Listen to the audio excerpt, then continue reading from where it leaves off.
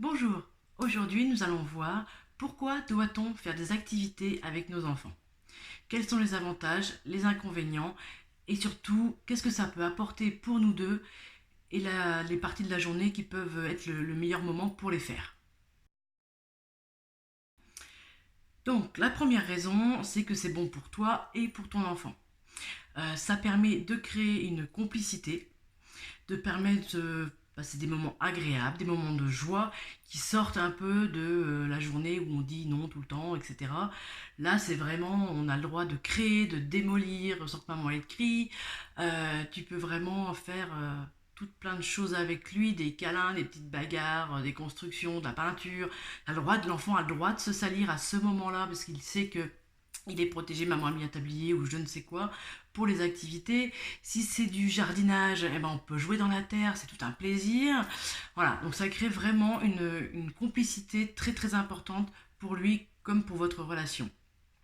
Ensuite, ça te permet de voir également l'évolution de ton enfant, de voir sa motricité, comment il évolue au niveau de ses gestes, sa motricité fine. Ça permet également de voir sa logique, s'il commence à comprendre ce qu'il doit faire, ce qui... Voilà. Je sais qu'il y a des jeux qui sont évolutifs, j'en ai qui permettent d'apprendre la motricité pour placer des petits objets, mais également après de développer la connaissance des couleurs, des chiffres, enfin de compter, etc. Donc toi, ça te permet de contrôler cette évolution et d'éventuellement détecter s'il y a un problème et d'aller voir et d'aller poser la question derrière à un professionnel. Par contre, ce qu'il ne faut pas faire, il faut faire attention à ça, parce que ça m'est arrivé, c'est de ne pas tomber dans le piège de jouer tout le temps.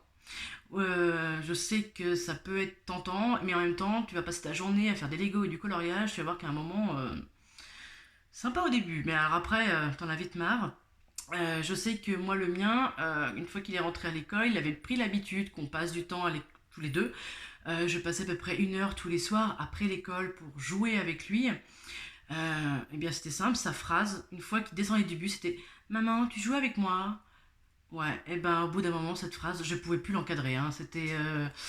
Voilà. Et du coup, je prenais même plus de plaisir spontanément à aller vers lui pour jouer parce que je savais qu'il allait me poser cette question, je savais qu'il était en attente tout le temps, tout le temps. Et non, faut vraiment bien définir, voilà, le temps de jeu, il est à ce moment-là, quand c'est un jour d'école ou quand c'est un mercredi, ou voilà, faut bien, voilà, faut être clair avec lui, lui dire, voilà, la maman, elle a du temps, ou faire une routine. Savoir que, voilà, à telle heure le matin, ou l'après-midi après la sieste, c'est temps de jeu, voilà. Euh, L'avantage de jouer comme ça peut être un gros avantage pour toi si tu as besoin de te dégager du temps de libre. Parce que j'ai découvert ça, que quand je passe un bon moment avec mes enfants à faire puzzle, jeu, enfin peu importe, derrière ils partent à vaquer à leurs propres occupations, à leurs propres jeux ou à jouer ensemble. Ce qui fait que moi derrière j'ai du temps.